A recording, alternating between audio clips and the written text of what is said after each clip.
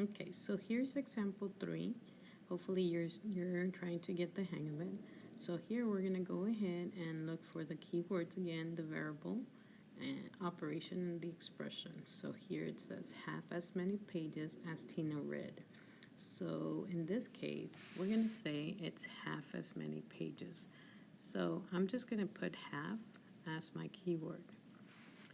So half means that you're either taking half of something or you're going to divide it by 2. So either way will work. So I'm going to ask you to write it this way for today's assignment. So make sure that you're doing that, but you could have written it the other way. So the variable here will be P because that's the different color. Okay, the operation is going to be to divide. So in this case, I'm going to go ahead and put P divided by 2. You could also write it as P divided by 2. So make sure that you're doing that. Now, if I were to do it the other way, I would have done,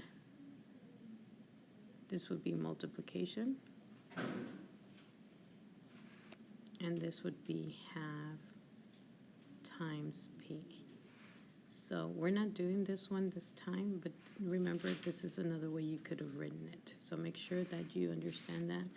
Division could be written as a fraction, and it also could be written as multiplication with a number. So make sure that when you're talking about half, that it could be either division or multiplication. So be careful with those because those are the ones that get really confusing. So make sure you put this in your assignment. Remember, you're doing this part, not the multiplying part. So divide. So make sure you put this on your assignment and then go on to the next problem. If you have a problem with that one, come back to this video so you could help you out. So good luck on that, and that should be it.